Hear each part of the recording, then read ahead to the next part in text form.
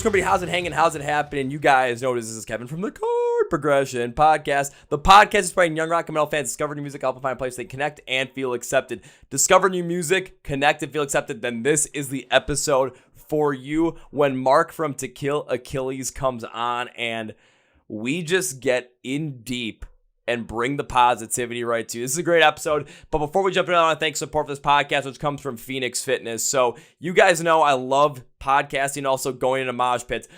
The 3 days before I record this, I was in mosh pits for 3 straight days to bands, including The Ghost Inside twice, We Came as Romans twice, Falling in Reverse, Ice Nine Kills, Memphis May Fire, Bring Me the Horizon. It was a moshing good time. And to be able to do all of those consistently, I need to be what I call mosh pit fit. So that is being able to go from the beginning of the set to the end of the set, no breaks in between, and be able to smash as hard as possible. Need the strength to smash, but also at the same time, not get destroyed by the absolute giants that are in the pit, because I'm not the biggest guy in the pit, I'm not going to lie. So I go to the gym like for 2.5, 3 hours every single day.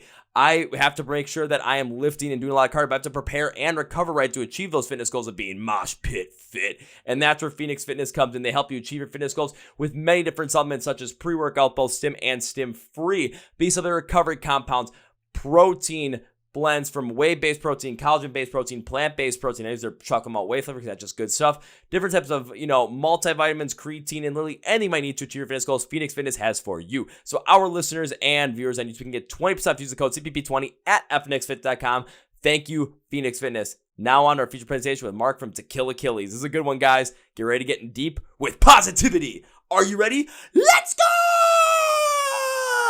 go! Yeah! Well, ladies and gentlemen, boys and girls, listeners of the Chord Progression Podcast. One of probably my favorite labels that I've seen bands come out of is a rising empire, especially over in Europe. Every time I've had a band come from them onto the podcast, it's always been an amazing conversation, amazing, and the music has always been absolutely kick-ass. And, of course, if we're doing one with another band from Rising Empire, it's going to be that way. This band's brand new album, Recovery, comes out on August 11th, mixing aggression, sadness, hope, and beauty all into one whole album for you to really sink your teeth into. So please welcome Mark from the band To Kill Achilles to the podcast. So Mark, welcome to the Chord Progression Podcast. Hi, mate. How you doing? I'm doing A-okay today, man. How are you? I'm good, man. I feel good. Feeling good? I mean, you guys got the album coming out real soon. Everything seems to be going real well for you guys. How could you not be feeling good right now? Yeah, it's a mixture of terror and so far things are okay. So, if it keeps riding this wave, I'll be fine. I'll say a mixture of terror and things going okay. That's not a mixture you hear very often. Yeah. I'm quite an anxious man, so putting anything out is terrifying. But it's good. It's good.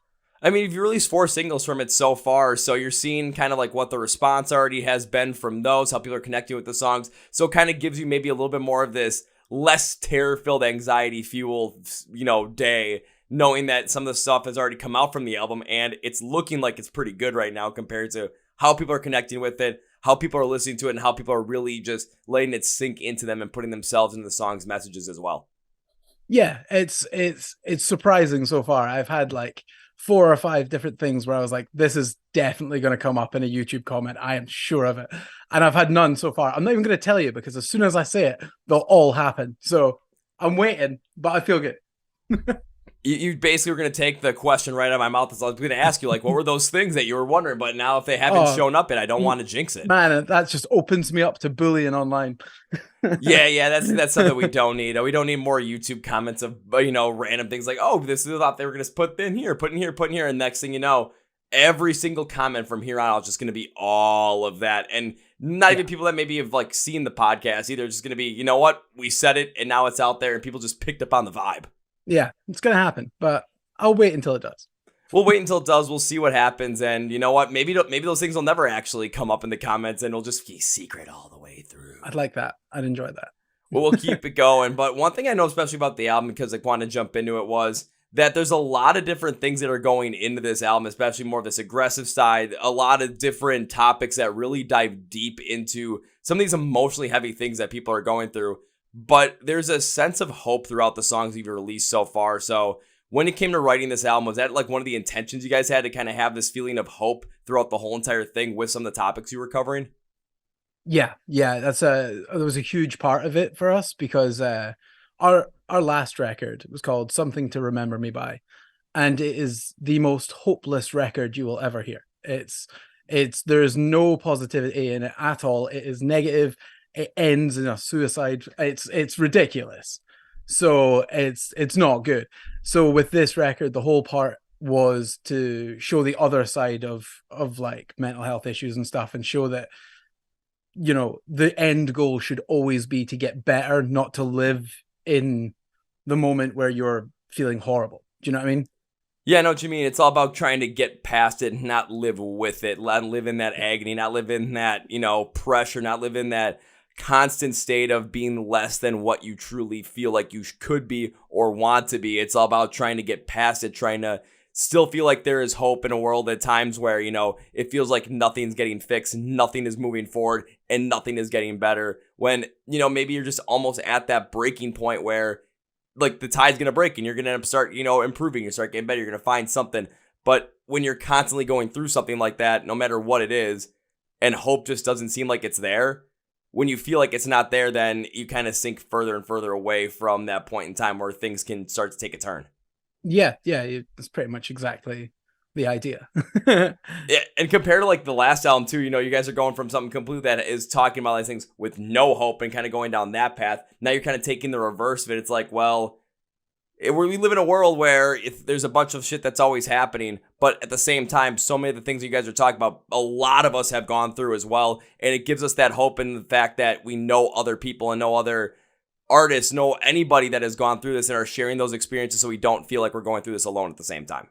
Yeah, totally, man. I sometimes look at these two records like if they could exist at the exact same time, it's almost like a split in the road of which path you can take. Like there's either you try and get better or you never get better kind of thing. And the first record, no one was getting better there.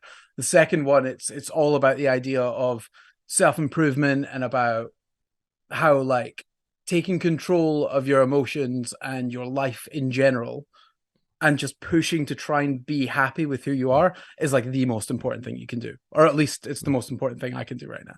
See, that makes a lot of sense. Now let me ask you this. So when it came to writing that first one as well, just kind of relation to this one, why was that first one written with the idea of just like, never really getting better? And then because now people can listen to Something to Remember Me By, then they can listen to Recovery and they can see that split in the road and really feel it. But when you first write in the first one, what was the mindset behind going up into it with like no hope in the message and the meaning and the sound, anything like that? So a lot of the time, all the stories and all the songs, all the subject matters of the songs are all just things that have happened to us as people. With Something to Remember Me By, that's when I like first started getting like quite major anxiety. I had like really bad panic attacks, and like anytime I left the house, I thought like I was just gonna die. And so if I was invited out to somewhere to like go for a drink with some friends, I'd be sitting at the table going, I'm going to drop dead any second now. And they're going to have to deal with me just dying. And I'm going to feel bad for them. It was horrible. And in my head at the time, I couldn't get over it. I didn't really understand what it was. I didn't understand why I was feeling like this. And like, here's the worst part, man. I got anxiety at like 27. Like I had 27 years of nothing, felt great, and then suddenly I just became this total shell. And so the first record it's genuinely that I kind of felt a bit hopeless. All the stories and stuff are genuinely just like me freaking out and not knowing the answers. But now it's been about 5 years since we started writing Something to Remember Me By, and in that time when writing Recovery, I've kind of got coping mechanisms now, and like I've kind of figured out things that help me, and life feels more hopeful now, whereas before it kind of didn't. I realize that's really sad, but I apologize. I know it's not the fact that it's really sad. It's the fact that this is incredibly truthful, incredibly real, incredibly raw, to the point where people that are going through something at that moment where they're struggling no matter what it might be. Hell, I kind of felt the same thing as well. There's times where all of a sudden I peak a little bit of anxiety here and there. I'm like, I'm 28 right now. Well, I've never had this happen to me before. Why is this happening?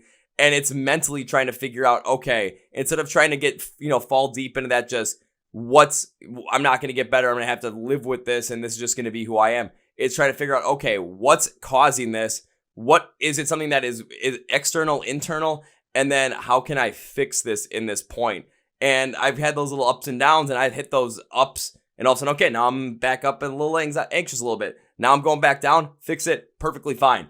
But it's something like that where when people are listening to the album and when they're going through this stuff, especially when it hits at such a different age, when it's something you haven't lived with for a while, or if it just everything is going perfectly fine like you, and then 27, boom, this massive thing of anxiety hits, and you're just not used to it. You're struggling to figure out if life's going to get better ever or not, if you're going to get back to that same place, if you're going to be able to deal with this, and if things continue to spiral. This is even after like a couple of weeks or so, then you feel that feeling of hopelessness, and it shows, especially when you're writing something that raw and real. But then when we go to recovery, it's kind of like part 2 in a way, but it's also, again, like you said, that diverging path where you can go this way or you can go this way.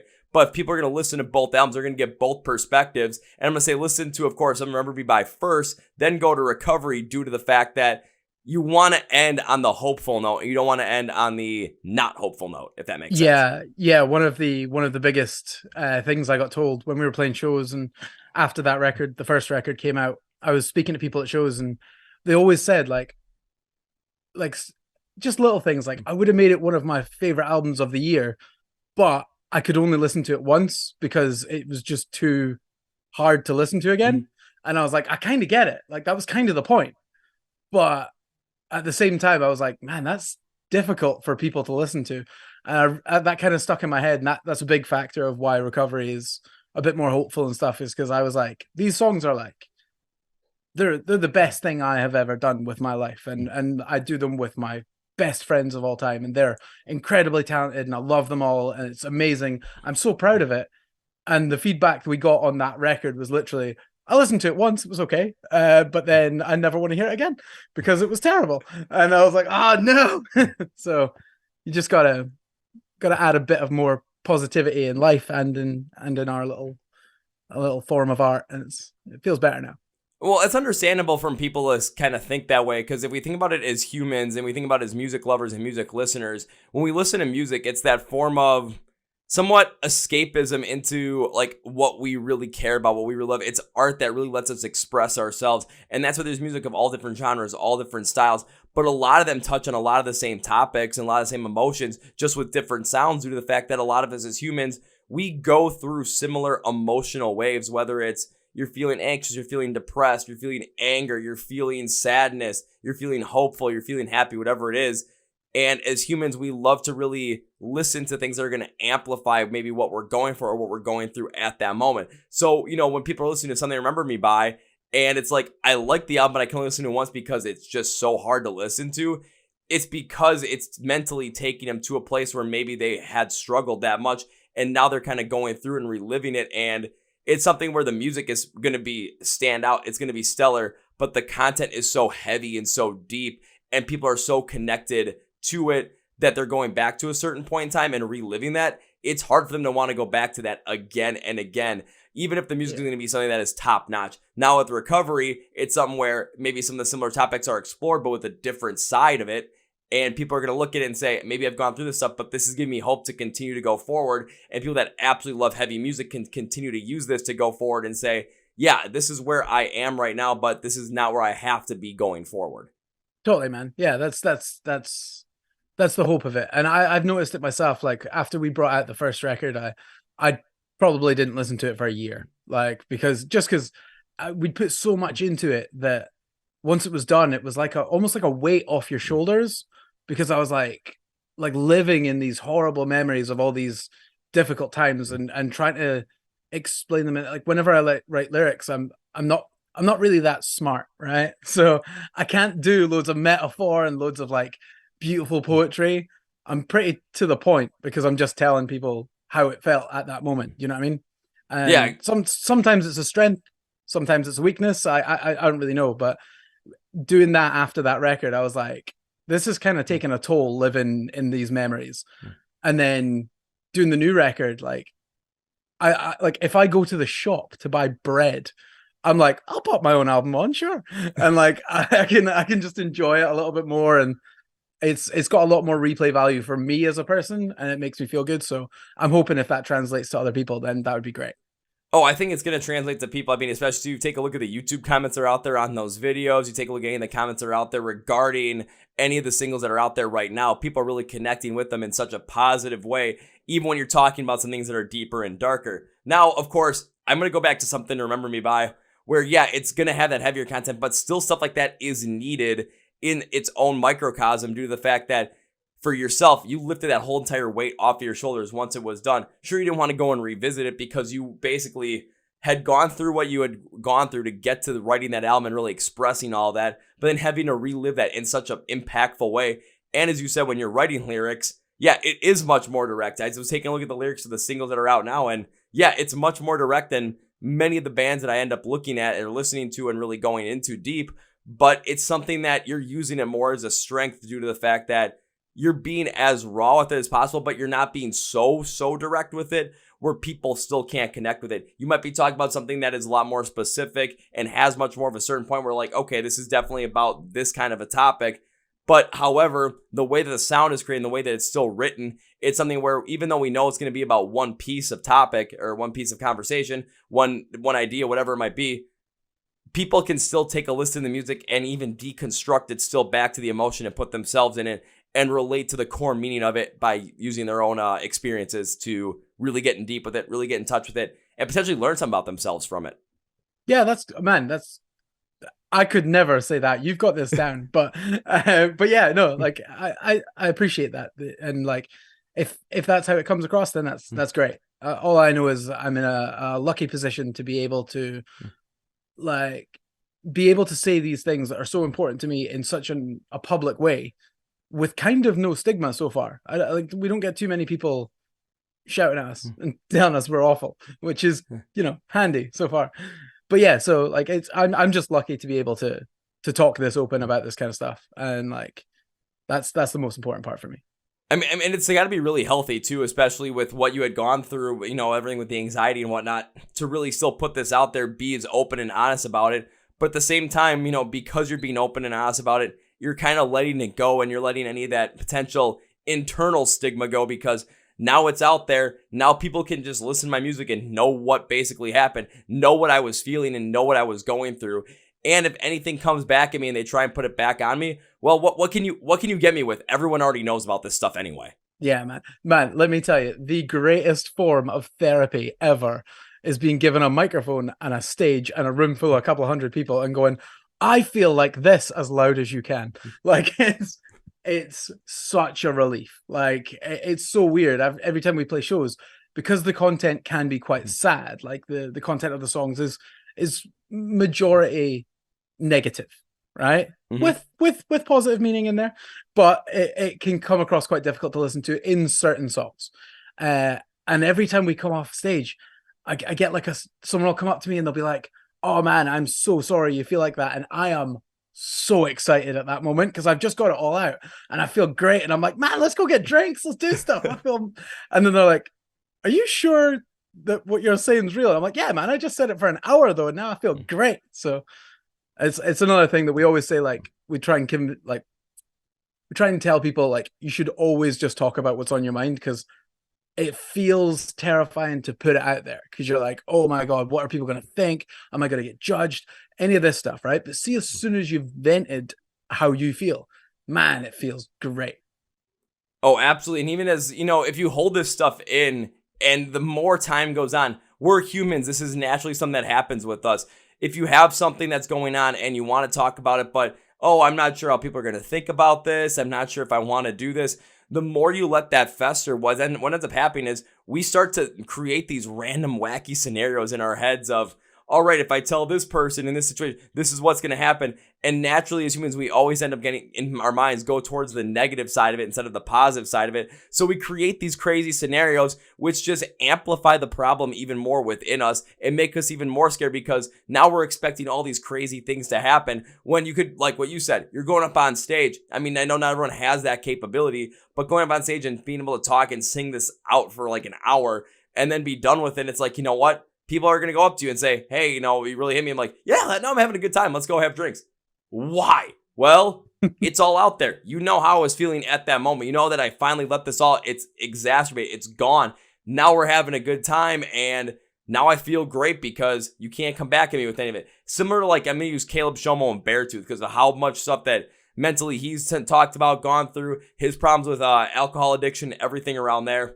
And all the music that he wrote was high energy, aggressive, but it still had this like deeper sadness to it with everything that was going in there. But you take a look at the last 2 songs they released with Sunshine and Riptide, and it's like, well, it's still got the aggression there, but it's so much more positive. Yeah. And people are starting to gravitate those songs more because, hell, especially right now, it's summer outside, it's sunny. I want to listen to something that's heavy, but I want to have it with like a smile on my face because I know in a couple of months it's going to be snowing here, and you know what? Let's make the most out of this while we have it. Of course, man. I kind of see that in just like in the industry in general is like there is like a little push towards more positive stuff at the moment. I think I kind of feel like for the last couple of years, a lot of subject matter has been like incredibly negative, and maybe it's because, you know, there was a pandemic that everyone had to go through. There was like all this like fear of just what's going on. I mean, like global warming at the moment and all that depends on your take on that and all that, but it's terrifying nonetheless. There's been so many things just floating around that make you feel kind of bad. And I kind of feel like, you know, pandemic's kind of over and stuff. That's cool. And like, that's shine a little light. And then like things just seem to be getting a little bit better. And I think people just want to feel better. And it's totally reflected in music right now. Like, I think everyone's just trying to be like, hey, I'm sick of feeling bad.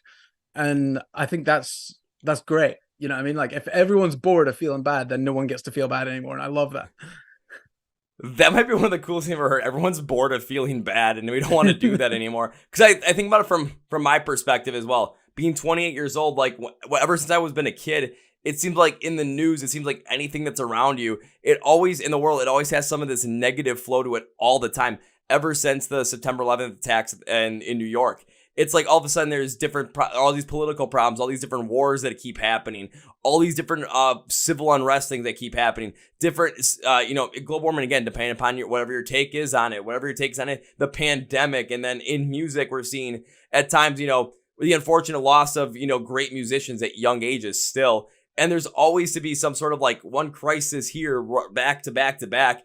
And we've gone through it for so many years, and especially with the pandemic kind of being, I would say, the absolute peak of that due to the fact that it was a worldwide thing that everyone dealt with, and a lot of people dealt with in a very similar manner where you were locked away from everybody socially because everything else was closed up and you couldn't be within 6 feet of each other. But now that it's broken, you know, I look at it this way. It's broken. Festivals are full force now. There's no restrictions whatsoever when you go to these places.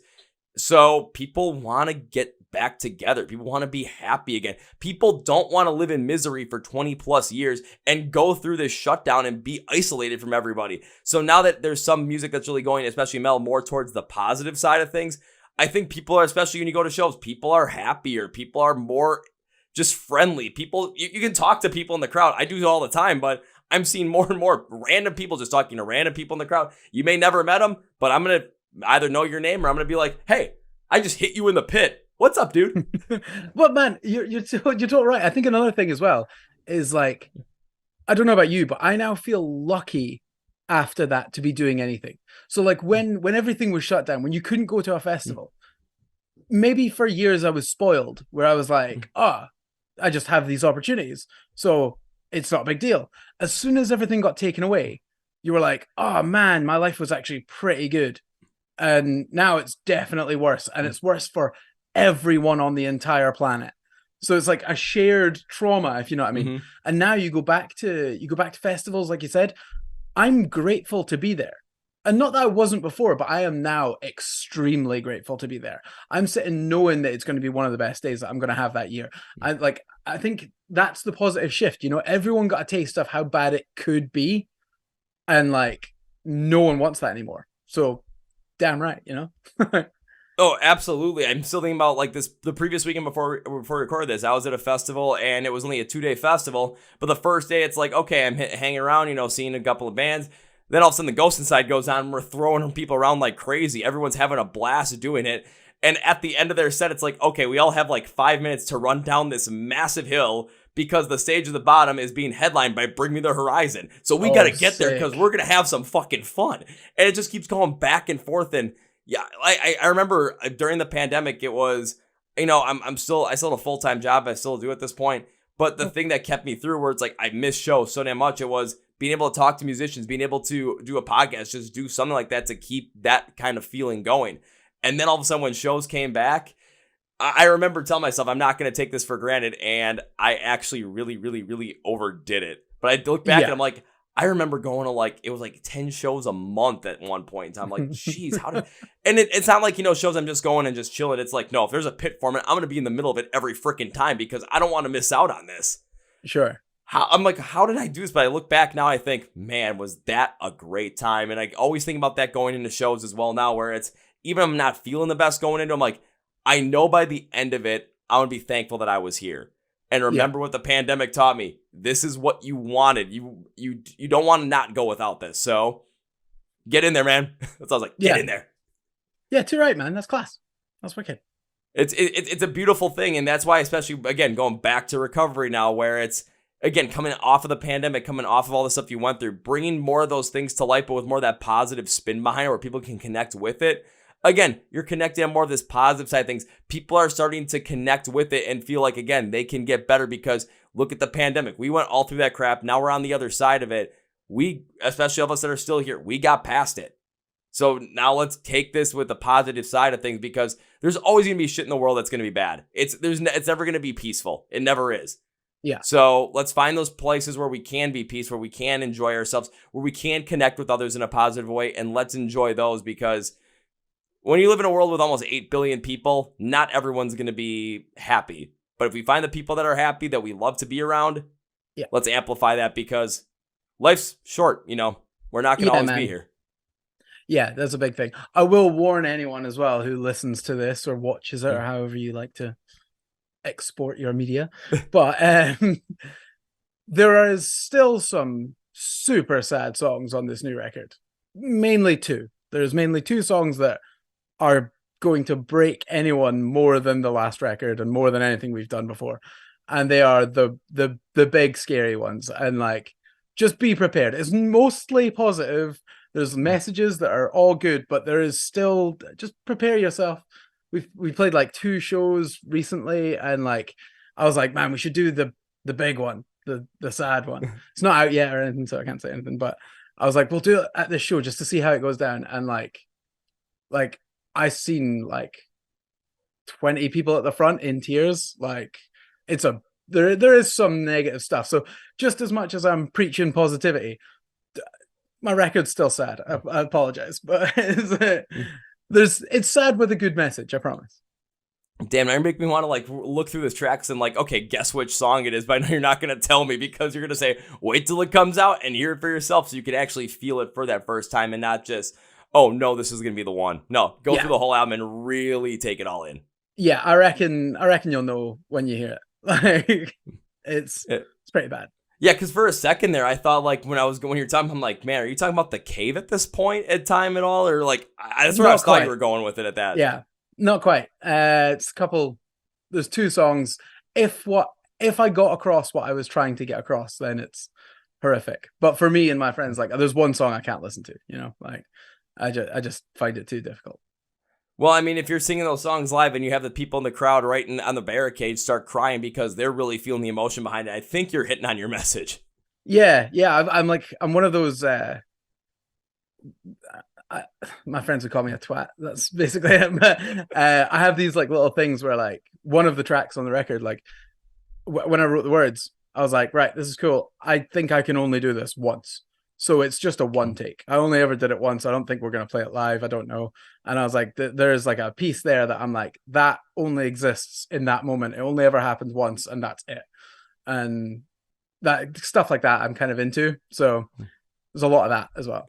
I feel like there might be a moment later down the line where you might play that live just as time goes on and all of a sudden maybe you start to come to terms with whatever that song is about, really connect with it in a different way. Similar, I'm going to go back to the Ghost side because I just saw this 2 out of 3 the last nights where they played the song White Light, which is about Jonathan Vigil, their lead vocalist. It was about the death of his younger brother. Yeah, that song is incredible. Yeah, that's a hard one to get through and they're playing it live on this run right now. Oh, wow. And it was something where the previous night before we record this, I was in Chicago and I saw the show. So they played it, and I mean, they sounded fantastic. But then at the end of it, you heard Jonathan say, "Thank you guys for for listening to the songs, playing it." And I hope my little brother's happy, or what is like, Man, that would break me. you Ugh. you could hear his voice like just really struggling to say that, and it's Yeah. like, it's got to be hard to play that live. It has to be near impossible.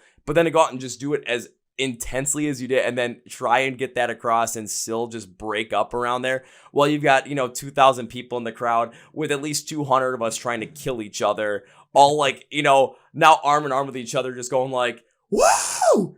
Just all in support. It's somewhere I feel like at some point in time, maybe 5, 10, maybe 15 years down the line, you might play that song live because enough time has passed where you feel like you can get through it, but you have a different appreciation for what that song is about, given different perspectives in life and different opportunities and different events that you go through.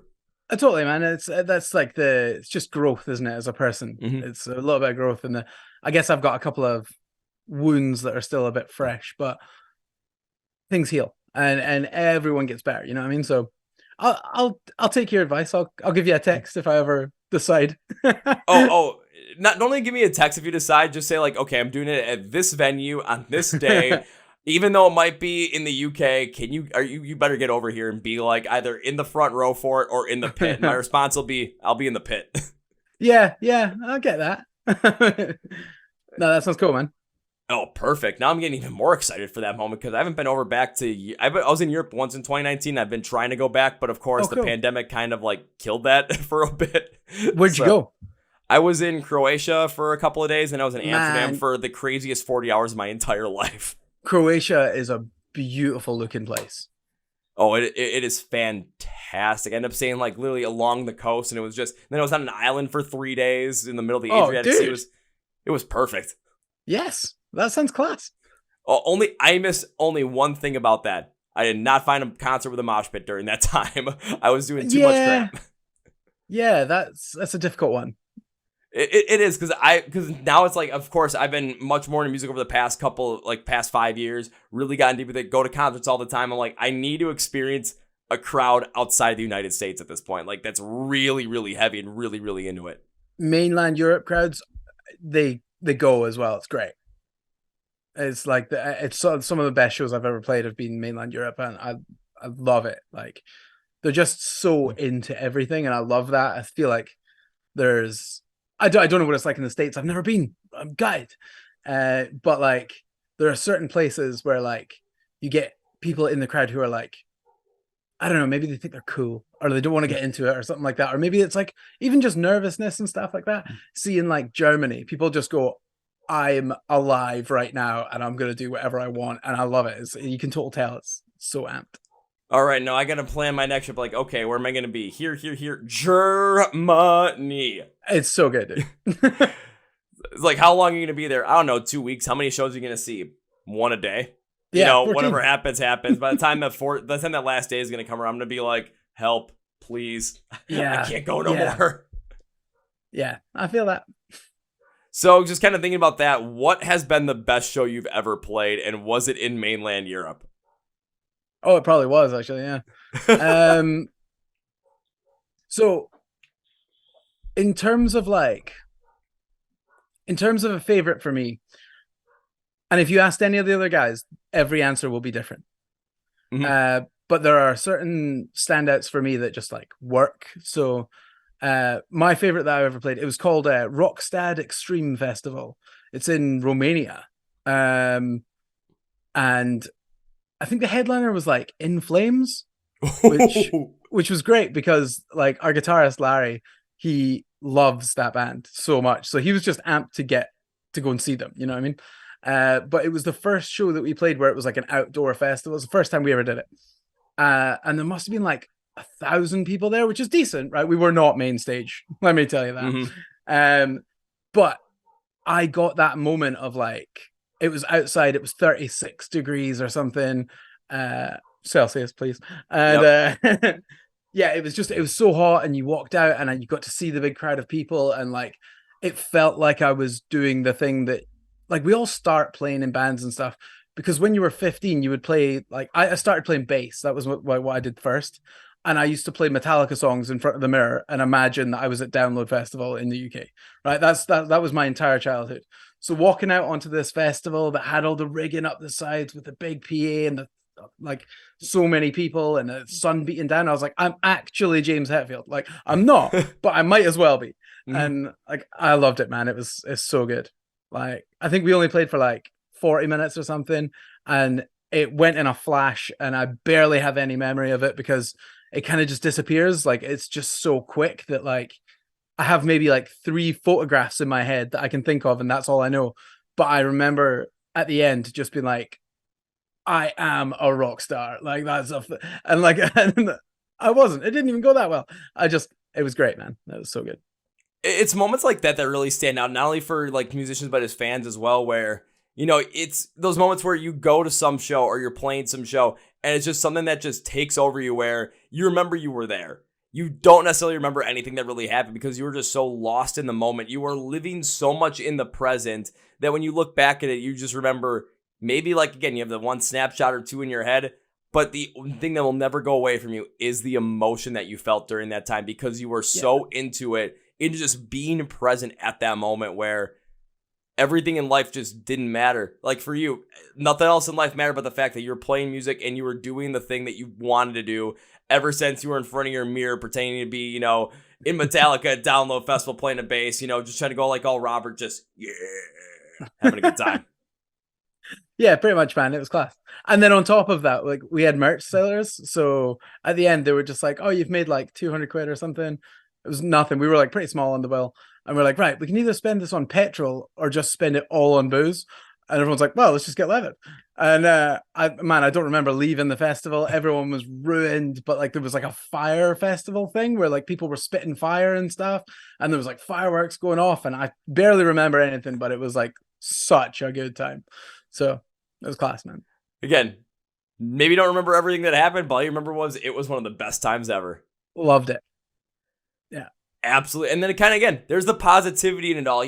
We went through so much crap, especially we lost live music where you go to these festivals. Again, you're not going to have a night like that every single night. You're not going to have a night like that every single night you go to a concert, but you never know what might happen. You're going to have those nights. You might have a night where things just don't go so well, but it's those nights you look back at it and you think, man, I would have much rather been doing that than sitting at home watching Netflix and dreading going to work the next day. Dude, that's it. Like it's not lost on us of how lucky we are as people to even just have a shot at this. Like we're not the biggest band in the planet at all. We just do what we do, and we're just a group of friends who just love doing it, And it's ridiculous that we've got this opportunity that some people, even like myself, literally dreamed of for years to be able to do anything remotely similar to what we can do now. And like it's just ridiculous. Like sometimes you need to like go back and really like acknowledge that if you met your 15-year-old self, he would think you were so cool. Do you know what I mean? Like in my case anyway, like if I met me at 15, I'd be like, that guy's weird, but I would love to play the same thing that he's doing. And so like I've done it. I did the thing that I wanted to do so far, and that's so exciting to me. But again, I realize it's a massive privilege, and I'm really thankful for it. It is a massive privilege, but it's something where I still think about it in this terms where no matter what you're doing, it's something where try and find the thing that's going to make you happy in life, because you're going to look back in time and think, again, like that, look back to your 15-year-old self and think about if you met your 15-year-old self now, what would that person think of you? I think of it as that person would look at me and say, who the hell is this guy? Why'd I turn into this guy? This makes no sense. The only thing that I have in common with this guy is the fact that we both like Rise Against, and that's about it. Rise Against is amazing. So. Oh, yeah. That's the only thing I have in common with my 15-year-old self, really. But then I look at him like, okay, but now let's jump a little bit later. Let me jump to when I was 22. Let's see if when I was 22, if I met myself now at 22, at 28, what would that person be thinking? And that person would be, one, envious of me of like, damn, I can't believe you're doing that, but also happy because it would mean that in 6 years, this person that was 22, that was absolutely miserable, would be in the position I'm at right now and smiling, doing everything that he loved in life. It's like, you know what? That's that again, it doesn't matter what time you look at it, but there's going to be a point in time you can go back to and meet yourself at that point in time. And that person's going to think what you're doing now is the coolest shit ever. If you're going after if you're kind of like trying to go after something that's going to make you happy and what you love, and not just doing something because society says you should do that, or it's the thing that your parents wanted you to do, or just something that you think is safe. Because a lot of times you're losing out on life if you're just going to play it safe. Yeah, man, you're totally right. Like so this is not a flex at all, Mm-hmm. but like I am one of the luckiest people I can imagine, right? So like my day job is that I produce for other bands, right? So I record music all day, and then in my spare time I do music with my best friends, and like my entire life revolves around this whole thing, right? I don't have a boss, I don't have a time to go to work, I don't have anything like that. I just get to live entirely in music, and then also play in a band that's like my favorite thing to do. And like I it's ridiculous how lucky I am. So when you take it back to if I met myself when I was younger and stuff, I think the guy would be like, all those mental health issues look crap, but the rest of it looks sick. And like, it's a trade-off, you know. Like I think that's why I think that's why I talk a lot about like negative stuff and stuff like that. It's like because genuinely in life I'm a pretty happy guy, man. Like I'm a very lucky guy, and I'm very aware that I'm a very lucky guy, which is really cool. But then there's still like a negative side to everything. Mm-hmm. And I like to be able to just kind of put mine across and be like, look, even though on paper, like I've got it made for myself, you know, I don't make money or anything, but I have a good time. Yeah, on paper I'd seem like a really happy, normal guy, and like behind the sheet, you know, behind the veil, there's a lot of stuff that people don't see. And I was just like, in music, if we put that into our songs, so that it's just like shows that side, but then at the same time act grateful for everything that we get, everything that we do, because that's the split. You know what I mean? There's beauty in life, and then there's trauma, and there is always going to be a middle ground, and that's where we all live. And you just have to be aware of both and be aware of how to deal with both. Yeah, and it comes in life too where you're kind of coming from the lucky side of it is the majority of it, especially when you look on paper, looks like you have it made, but of course there's always going to be some piece in there that's going to be for the negative. And on the flip side as well, there might be people that are going through life where things just aren't going very well, and they've been dealt a bad hand, unfortunately, and things are consistently more on the negative. But there's always going to be some positive in there that you can kind of reflect and you can focus on. Maybe things aren't going well, maybe you're struggling, but you have a great family structure around you, and you have a great mom and dad. Maybe you have great, maybe you don't have great parents, but you have a great brother or sister that you're connected with. Maybe you just have someone in your life that you're so closely connected with that they're going to help give you that positivity, and you're going to have positive within that interaction when everything else is going bad. But that could be the one spark that helps you see the positiveness in life, see where you can continue to go with it, and build upon that so that you can take some of those negatives and replace them with positives. And just, it's something where I don't know the best way to put it, but it's when you're in that negative, it's hard to focus on the positive. But when you're in the positive, there's also those negatives that still creep in. So you want to understand the negatives while trying to bring them back to a positive. So you're more on that, equilibrium spectrum, or maybe tilting more towards the positive side, because, we're all lucky just to be alive at this point. Yeah. I think it was something where you, as a human, you have a 1 in 400 trillion chance of becoming a human for everything that's born in this life. 1 in 400 trillion, and you were that one. Like you were, totally. you got to be that one. You got to be in this awesome place. So, like, I understand that society is not fair. It's not perfect. It isn't. But at the same time, mentally, there's certain things that we can do to try and bring more focus on the positive things and kind of build up that momentum so things continue to get better.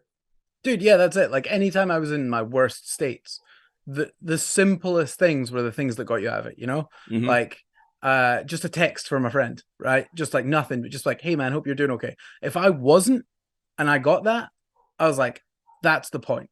That right there is why you need to keep trying to get better and try to understand what's going on in my mental head, because that person there has taken time just to send me a message when I didn't expect it. That was the thing. Someone holds the door, even just a stranger, they hold the door for you, and you're like, oh, thanks, man. You feel like a validated person. You know what I mean? And see, when you feel like absolute shit, then those tiny little things can make such a huge difference to you. Do you know what I mean? You're entirely right. Like especially when you're in the negative place, it feels like positivity is hard to find, but it's not. Just look for positivity in other people. Like, man, I had no idea, but like, I think that a lot of people say people are pretty inherently negative. Do you know what I mean? You think about Yep. like the news and all that stuff. I kind of completely think the opposite. Like, I think if you meet someone, they're more likely to want to help you than to hurt you. Do you know what I mean? I understand where you're going with this. Yeah. Yeah. So in that negative space, in that frame of mind, focus on people, and that's what's going to get you better. You know, like find the right people as well. Don't focus on bad people. But you get my point. I get your point, even when it comes to another side of it as well. Because when I was going through stuff and it was really bad, and seemed like, positivity was never coming around whatsoever.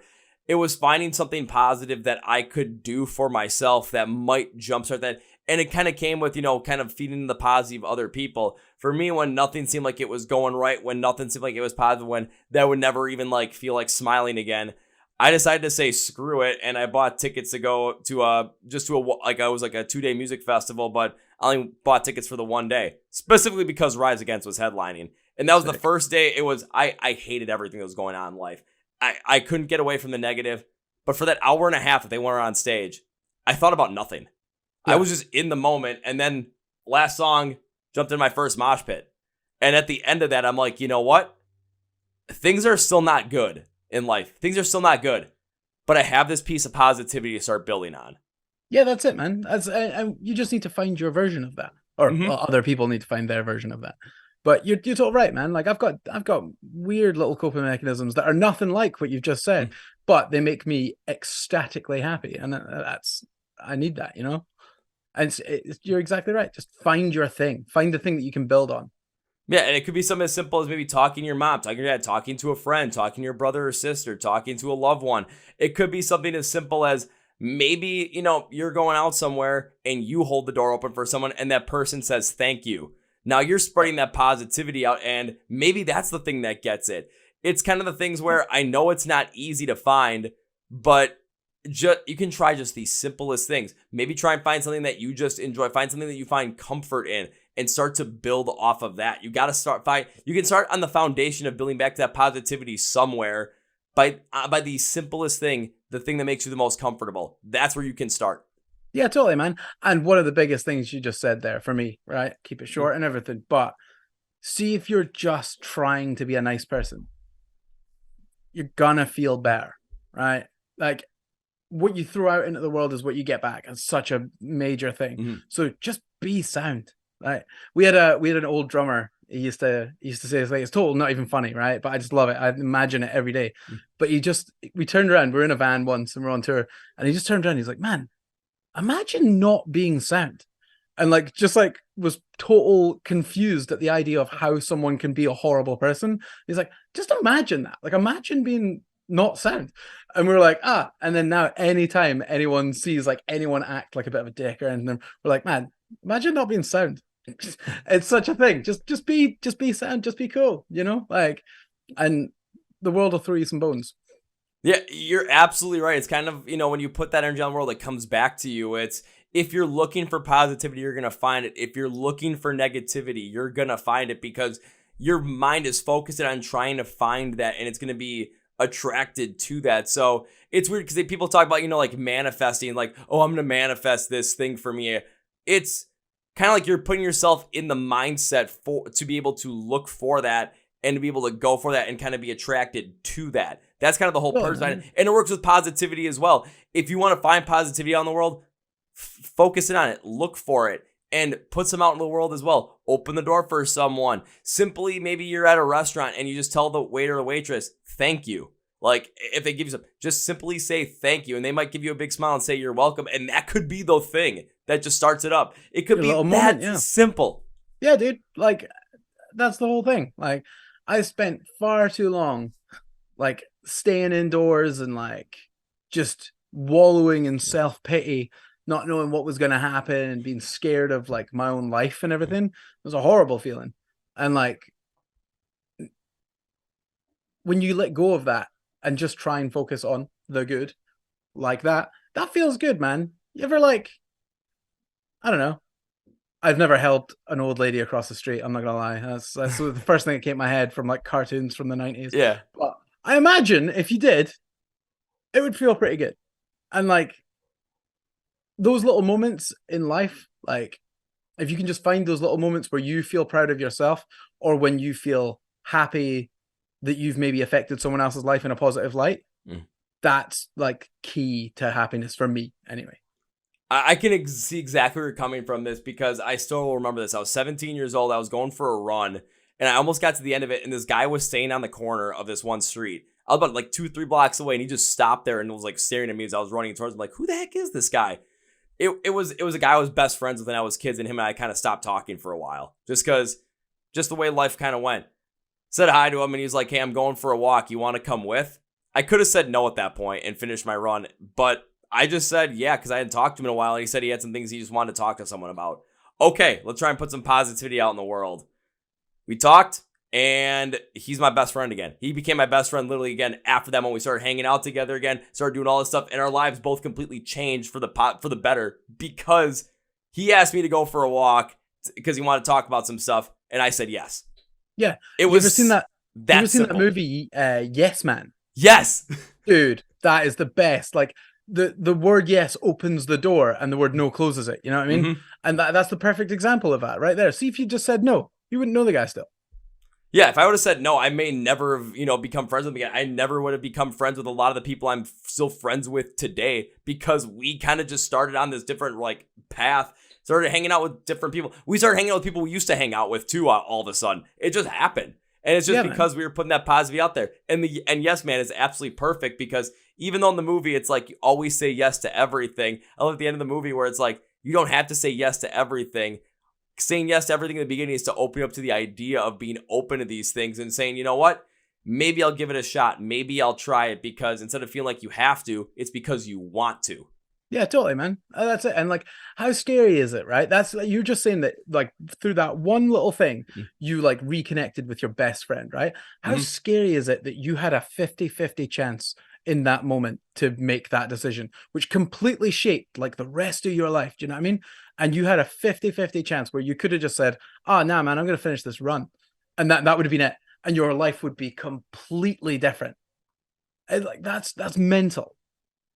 I never even thought about it from that aspect, where it was simply a flip of the coin that would have taken my life in two drastically different directions. Totally, man. Scary. I never thought I was gonna get this deep into this I've gotten deep on the podcast, but damn, like this is something completely different. Yeah. I think about that stuff all the time. I'm chronic overthinker, so anytime there's like one decision to make, I go through every possible scenario in my head to try and figure out what could happen each way to then pick the best one. And it means that I'm incredibly boring to be around, because it takes me an hour to do anything. But it's good. It works for me. If it works for you, and if it works for you to find that positive side in life, then absolutely go for it. And again, just kind of just bringing this all the way back to recovery once again, where now I'm even thinking about that story I told you my best friend. Literally, I could flip a coin. It could have been the other way. We could have written a song about just going the other way and how life could have gone. All these different directions. You never know what I could have gotten into, what would have happened, what if even made it out of 2017 alive at that point. You never know. But here's the biggest but. The coin didn't flip that way. Yeah. The coin flipped the other way. I made the other decision, and that's where the positive side comes into it, where, maybe could life have been even crazier, better if I would have continued on that run? Maybe. I never know. But am I happy to the point where that decision led to now? Yeah. So why would I change it? Totally, man. That's it. Well, damn, now I want to listen to the rest of recovery after this. I'm like, God damn, now I'm starting to get all in like my like happiness, emotional feels right now, man. Why'd you do this to me, Mark? I'm sorry, man. I'm an emotional man. I feel like anybody that listens is going to be like doing the same thing, just kind of, again, hearing the stories that you've told, hearing the stories I've told, and hearing how they kind of mix in with this idea of positivity, put out positive stuff in the world, trying to take those negatives in a certain direction and just really refocus them and try and build up on this positive foundation to be the best person you can be, not only for the people around you, but specifically for yourself as well. People are going to put their own stories into it as well. Think about the decisions they have made and build up on the positivity, where even if you're not doing so well, again, You can find positivity in sometimes the smallest things, and that can be the foundation piece that helps you build up to a different positive perspective in life going forward. That's it, man. Like, if you look at this specific situation that we're in right now, I have never spoke a word to you before you said hello to me, right? Mm-hmm. On this thing right now, an hour ago or something, right? Yeah. After this, I've just had a conversation with someone halfway across the world. It was lovely. I got to chat with someone. I made a new pal. I had a great time. I got to explore some emotions, got to explore how I feel, tell some stories about my life and stuff. This is class. And all it was an hour on Zoom, you know? It's a beautiful little thing that just like you said, it could seem as nothing, but for the rest of the night, I'm going to be like, that guy was class. I like that guy. And then, that's my night better instantly from an hour chat. Yeah, that's going to be the rest of my day better too, because I still got the whole rest of the day to go after recording this. Go to the gym, think about all the other things I have to do today. But the fact of the matter is, like, you know what?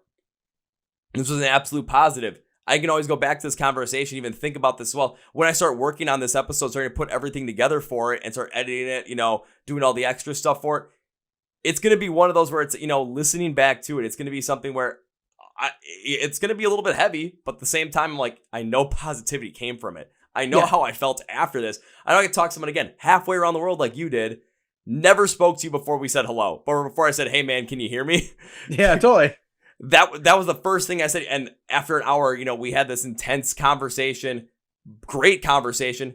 And in the end, ends up all being about positivity. And I feel great after this. So if this is the way that the conversation we're able to have, and this is the first time we talk, imagine the positiveness that people are going to get from listening to Recovery for the first time. It's the thing, man. It's exactly that. That kind of almost sums up the record. You'll listen to it. You'll get a couple of moments where you'll feel down, a couple of moments where it's maybe a little bit intense. And then hopefully by the end, you should realize that like the end goal for everyone and what we're saying as a band and everything is that like, it's time to get better. It's just for everyone. It's just time to get better. And I think that's almost what we've had this whole conversation about. So I absolutely. And this conversation essentially has been a microcosm of the whole entire album. Yeah, kind of. Which is insane. And I can't think of a better way to end this podcast with that. So, Mark, as we bring it to its conclusion, one thing I'd like to do is give my guest, which is you, a chance to say whatever you want to say, plug where you want to plug, promote and promote at the end of the podcast. So, my friend, the floor is yours. Oh, exciting. Okay, well, my name's Mark. Sometimes I go by Tyndall. That's my second name. That's cool. I play in To Kill Achilles. We have a new album called Recovery. It's coming out on the 11th of August via Rising Empire. It is the best thing me and my 4 idiot friends have ever done with our lives. And if anyone would like to check it out, then that would mean the world. I'm not a pushy guy, but I like it. I hope you do too. Also, if anyone ever wants to chat, just hit us up. We're nice enough people. So cheers for listening to me ramble. And one last thing. The rest of my band are the talented ones, so I'm apologizing that you got me. That's it. Oh, that's a great way. But now it's time. You said you're not going to be very pushy. Time for me to be pushy about this. So when Recovery comes out on August 11th, you're going to want to go check it out. You want to listen. Follow everything that To Kill Achilles has online. Check out their music videos. Check out their merch. Go support these guys. And the best way to do all of that, stay in touch with them. Go to the description of the podcast where it says Find To Kill Achilles online. You're going to see links and labels for everything. So you have no excuse not to get them. I'm putting in all the hard work for you. All you have to do is click a link and go. I'm doing it for you. So do it too. Now it's time for number 2. So Mark, whenever guests in this podcast, I enjoy having this podcast. I tend to make a certain promise to him as a way to say, thank you for being on the podcast. And as a way for me to say, I would like to continue to support the band in any way I can in the future. So this is my promise to you, sir. It's not an if. If implies this might not happen, and I hate that. This is a when. When implies this is going to happen. We just don't have a day or time yet. So when I get to see you perform live for the first time with To Kill Achilles, and we go through all the, heavy emotional stuff, and at the end of the day, we're feeling good, and you're like, man, I'm ready. I'm feeling good. Let's go grab a drink. First round's on me. I entirely accept, but I'm getting you back on second. Then I'm good. That is fair. I'm down with that. Cool. Sounds great, man. Perfect. And now to bring this to its full conclusion, I cannot end this podcast by saying goodbye for a number of reasons. 1, this is a lot of fun, and I would love to have you back on again in the future. And 2, I made you a promise, and I'm not about to break that promise. So this is not goodbye, my friend. This is, I'll see you later. Yeah, I'll see you later, man. That's class. Woo! Well, folks, that was my interview with Mark from the band To Kill Achilles. Now it's time for Kevin's final thought. I did not expect to go that deep into emotions and positive, bringing ups in this episode, but I'm glad we did, because when we took a look at the bands, at the beginning of the episode, from their record, Something to Remember Me By, and really going in deep with some of the troubles that we can have in life, the emotions, a lot of the negativity that can come through, it can be pretty rough, and at times it can feel like there is never any end to that negativity coming in our lives. However, and it's a big however, we turn around, especially how they turn around in the album Recovery, which is coming again on August 11th, and focusing on the positive side of things. Yes, there are these things that are bad, these things that you have to go through. Like, we didn't even get into in the album, but talking about how, we don't, especially a lot of us in the world, we don't want to follow along with this societal, work 9 to 5, go home, watch Netflix, sleep and repeat kind of lifestyle. We want more out of it. We have a different ambition for it. Or dealing with problems where, people are constantly trying to push, drugs in us to just mask the problem and not try and fix it in a actual light, just to, cover it up and not actually figure out what the issue is and fix it from a mental standpoint. Going through addictions with alcohol, going through addictions with anything around that, and trying to break the chain from that. And again, judging people based on what they look, on different quantifiable status symbols rather than their character. This is something that we really went through when it came to your character, going through this stuff, building up on the positivity of it, just finding the small bits of positivity to really build yourself back up to go from the negative to the positive. Remember, Mark is a musician. Mark produces music. He is in To Kill Achilles. I'm not a therapist. I work on data sets and I podcast like this. I want to do this full time, but we're not, therapists. We're not medically trained for this. We don't have degrees in this. We don't have licenses for this. But we've gone through this stuff so we're sharing our experiences with you so you can help connect with To Kill Achilles music, help connect to their experiences, connect to our experiences, connect to your experiences, and we can find positivity and build up on that once again. So remember, positivity we can find anywhere. And if you feel like all hope is gone, start at the very bottom, and because that's going to be where you can build up on that foundation and grow from there. I want to thank Mark for being on this podcast. When it comes to Recover coming out on August 11th and finding everything that To Kill Achilles has to offer, go to the description of this podcast where it says Find To Kill Achilles online. Links, labels are there for everything that they do. Also, make sure you're liking and subscribing to the Chord Progression Podcast. Hit the like button right down here. Hit the subscribe button right over here as we do episodes every single Tuesday and Thursday. You can also subscribe on our audio streams as well, Spotify, Podcast, iHeartRadio, and Amazon. Please follow us on social media. Facebook and Instagram are the preferable two of the options, so go and do those. And we're going to have t-shirts coming out real soon, guys, so be aware of that. Also, I want to thank Phoenix Fitness for sponsoring this podcast. Remember, 20% off, use the code CPP20 at FNX. That's the comic description of the podcast. Thank you, Phoenix Fitness. Thank you, Mark. Remember, first round's on me, and I can see To Kill Achilles play live for the first time. Positivity. Oh, yeah. On that note, that's for you guys. Thank you for watching, listening to the Chord Progression Podcast. My name is Kevin, and you guys know how I end every single one. Big, healthy, and hearty. See ya! Yeah.